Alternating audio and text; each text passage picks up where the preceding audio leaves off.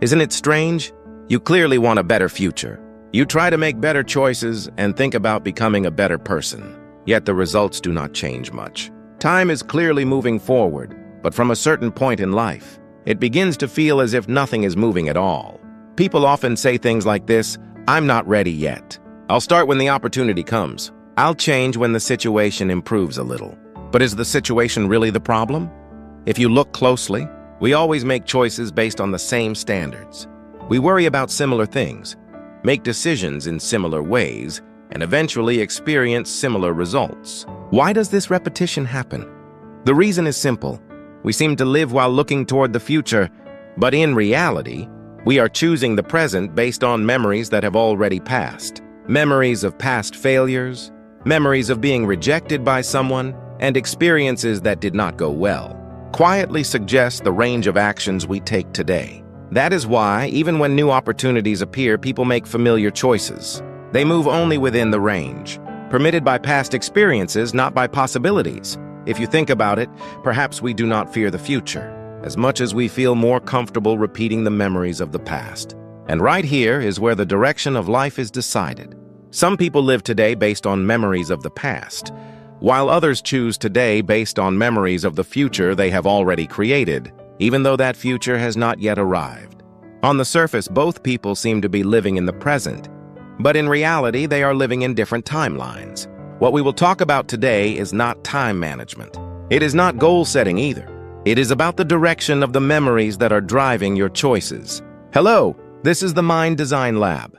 We look for the most fundamental cause of changing reality in the standards behind our choices. We usually think that when the environment changes, life will change. We believe that when better opportunities come, when we earn more money, or when we meet better people, a different life will naturally begin. But in reality, that is not how it works. Even if the environment changes, if the standard for making choices does not change, the direction of life remains almost the same. Let us consider an example. Two people with similar abilities receive the same opportunity. One hesitates and misses it, while the other acts immediately. Is it a difference in ability? In most cases, it is not. One person judged based on memories of past failures, while the other judged based on the possibility that it might work this time. Our choices are not determined by logic as much as we think. Memory reacts first, and then reasons are created afterward. That is why many people return to familiar behaviors, even when they clearly know a better method. The reason things do not change is not because we do not know how, but because the starting point of our choices is always in the past. Memories of the past were created as a mechanism to protect us. The problem is that this mechanism often suggests limitations on our possibilities as well. As a result, some people live lives smaller than their abilities and repeatedly choose what is safe rather than what is possible. When this repetition continues for a long time, people eventually begin to say, "I'm just this kind of person." But in reality, it may not be that they are that kind of person. It may simply be that they have always made choices based on the same memories. Now, one question remains. If the standard for our choices were not memories of the past, but memories of a future we have already created, how would our actions change? We usually think that memories exist only in the past. We believe that only what we have already experienced can influence our present emotions and actions. However, the human brain works a little differently. When we vividly imagine a scene, the brain begins to process it not as mere imagination, but as something close to an experienced event. That is why, even though something has not yet happened, the body becomes tense, the heart beats faster, and emotions move as if it were real. This principle works in two directions. One is the way we often experience it, imagining a failure that has not yet happened and experiencing its emotions in advance. As a result, when a real opportunity arrives, our actions become smaller, as if we had already given up once. But there is another direction. It is the method of turning a future that has not yet happened into a memory, as if it has already been achieved. In reality transurfing, this is explained as the starting point of timeline shifting.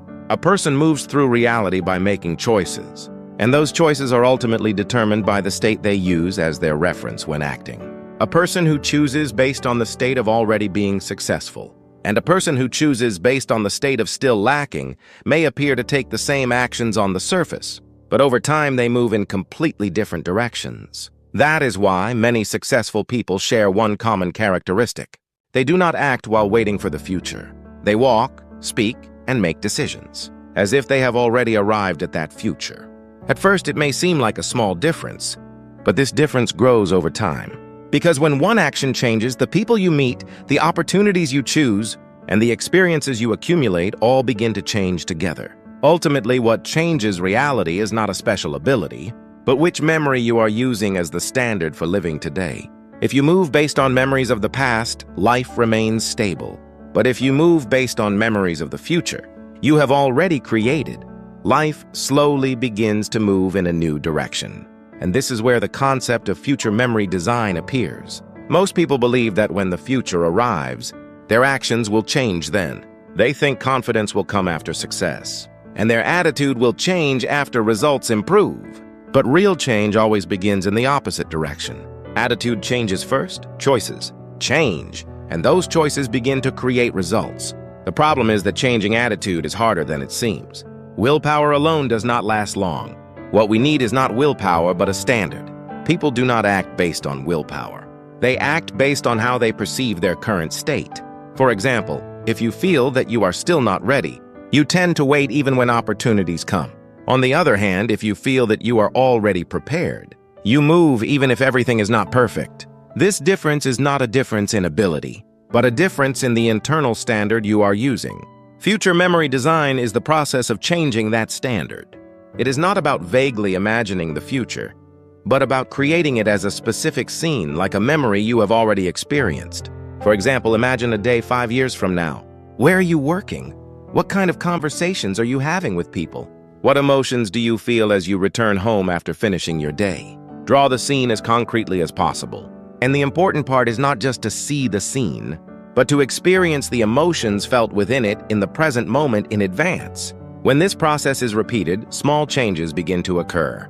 When making choices instead of past memories, the future scene you just created begins to appear as your reference point. Then the scale of your actions changes and the speed of your decisions changes. At first, it may look like a very small difference, but as these small changes accumulate, a person gradually moves in a different direction.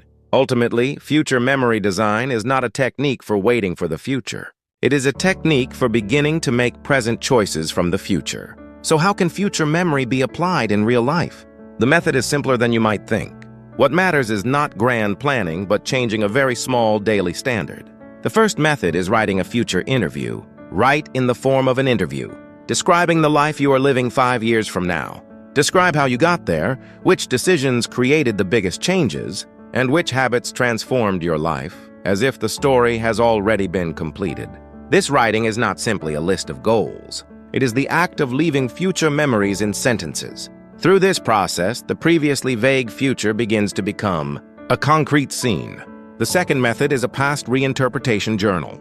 We often connect past failures to our present limitations. However, the same event can remain in memory very differently, depending on what meaning we assign to it.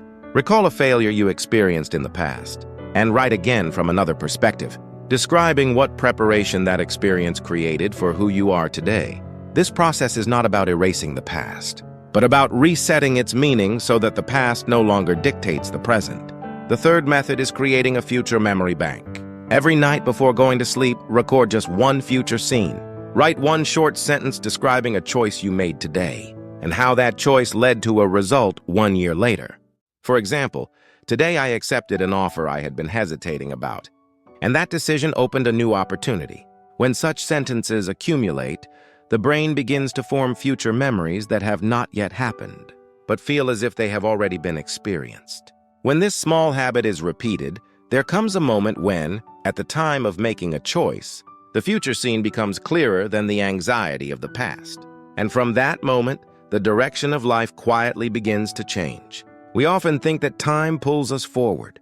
We believe that someday, when we are ready or when opportunities come, life will change. But the core message of today's talk moves in a slightly different direction. What moves life is not the passage of time, but which memory you are using as the standard for choosing today. If you live based on memories of the past, life repeats itself steadily. It is familiar, predictable, and somewhat comfortable. But when you begin choosing based on memories of the future, you have already created, at first only small and quiet changes appear. Your tone of voice changes slightly.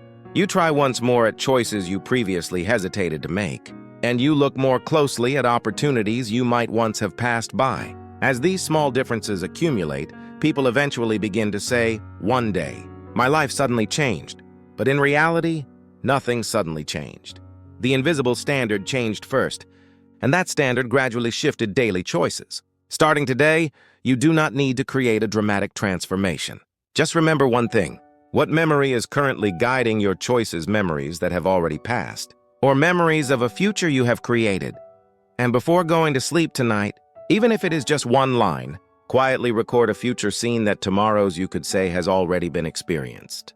We often believe that life changes only when a special moment arrives. We think we must make a big decision, complete perfect preparation, or encounter a decisive opportunity before a new life begins. But most change begins at a point no one notices. A single thought changes, the standard of choice shifts slightly, and you try one action you might once have ignored.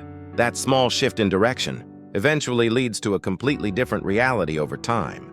What matters is not creating a massive change right now, but deciding which memory you will use as the standard for choosing your day-to-day. If this video caused you to pause your thinking, even once, and helped you view today's choices from a slightly different standard, then this channel has already fulfilled its role.